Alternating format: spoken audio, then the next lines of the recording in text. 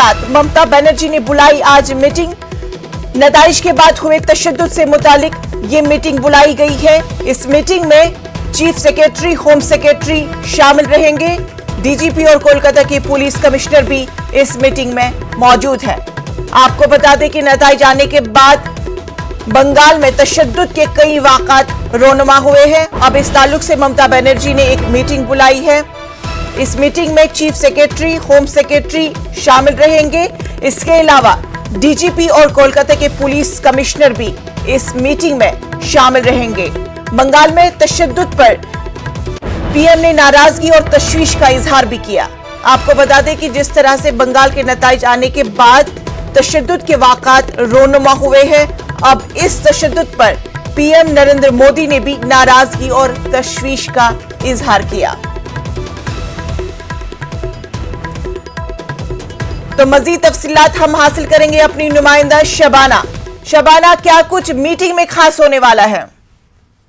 देखिए, जिस दिन से ही बंगाल इलेक्शन के नतायज सामने आए हैं और जिस तरह से तृणमूल कांग्रेस ने भारी वोटों से कामयाबी हासिल की है, उसके बाद से ही हम देख रहे हैं कि एक तरफ जहां तृणमूल वर्करों में जश्न का माहौल है, वहीं दूसरी तरफ कहीं ना कहीं तनाव भी देखा जा रहा है। खासकर जो बंगाल का बीरभूम का इलाका है, वो बीजेपी सपोर्टर्स के एक वहां से बड़ी तादाद में जो है वो बीजेपी को वहां से कामयाबी मिली थी लोकसभा इलेक्शन में, और समझा ये जा रहा था कि बीरभूम में बीजेपी का गढ़ है, वहां पर ज्यादा तशद्दुद के वाकयात देखने को मिले हैं। और न सिर्फ बीरभूम, बल्कि हमने देखा है नंदीग्राम, हमने देखा है हावड़ा, जहां बीजेपी पार्टी ऑफिसों में तोड़फोड़ की गई है। जो बीजेपी कार्यकर्ता हैं, जो बीजेपी वर्कर हैं, जो बीजेपी लीडर हैं, उनके घरों और दुकानों में भी लूटपाट की गई है।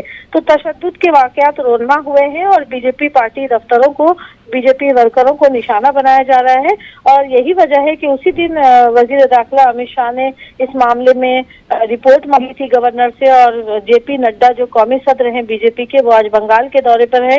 2 रोजा दौरे पर आज कोलकाता पहुंचे हैं और बीजेपी कार्यकर्ताओं के घरों में जाएंगे, जो लोग तशद्दुद का निशाना बने हैं उनके साथ मुलाकात करेंगे। तो और साथ ही साथ आज देखें कि अभी रियासती गवर्नर ने भी ट्वीट करके जानकारी दी है कि वजीर आजम ने फोन करके जो है वो हालात की जानकारी ली है। तो एक तरह से जिस तरह से जश्न का माहौल है तृणमूल वर्करों में, वहीं दूसरी तरफ तशद्दुद और तनाव का माहौल भी देखा जा रहा है। शबाना, ये बताएं कि जिन जिन मकामात पे तशद्दुद के वाक़यात रोनुमा हुए हैं, अब वहाँ की क्या सूरत हाल है? देखिए, वहाँ पुलिस सिक्योरिटी बढ़ाई गई है और ममता बनर्जी जो आइंदा कल तीसरी बार वजीर आला के तौर पर अपने ओहदे का हल्फ लेंगी, उन्होंने इस ताल्लुक से जो है वो सख्त कार्रवाई करने की बात कही है और अपने वर्करों को जो है वो शांत रहने की जो है वो अपील की है। लेकिन आपको याद होगा कि जिस तरह से बंगाल का चुनाव हुआ, बंगाल में जिस तरह से 2 पार्टियां आमने सामने थी और एक दूसरे के सामने अपनी अपनी ताकत का मुजाहरा कर रही थी, ऐसे में इस तरह के हालात के सामने आने का अंदाजा लगाया जा रहा था। लेकिन इस तरह से, इतनी जल्दी इस तरह से आप देखें कि जैसे ही इलेक्शन के नतायज सामने आए और उसके बाद से बीजेपी के लोगों में जिस तरह से डर और खौफ का माहौल है, ये अपने आप में एक तशवीशनाक बात है कि भारी वोटों से कामयाबी हासिल होने के बाद जिस तरह के हालात हैं वो तशवीशनाक है। लेकिन जिस तरह इलेक्शन प्रचार किया गया था, जो नफरत की सियासत को जिस तरह से बार बार जो है आप देखें कि यहाँ पर जिस तरह से आप दोनों ही पार्टियों की, चाहे बीजेपी हो, तृणमूल कांग्रेस हो, इस तरफ से जो इलेक्शन प्रचार किया गया था, जो तनाव देखने को मिल रहे थे, तो इस तरह के हालात का अंदाजा लगाया जा रहा था और इस तरह के हालात जो है वो देखने को मिल रहे हैं। ये अच्छी बात है कि इस मामले में तुरंत फौरन ही वजीर आजम और वजीर दाखिला ने जो है वो मदाखलत की है और उम्मीद की जा रही है कि हालात कंट्रोल में आ जाएंगे। जी बिल्कुल। अब तो पीएम ने भी ये तशवीश और नाराजगी का इजहार करते हुए ये कहा कि इस तरह के हालात नहीं होने चाहिए थे। बिल्कुल, वजीर आजम ने इस ताल्लुक से जो है वो कहा है कि इस तरह के हालात जो है वो अफसोसनाक है।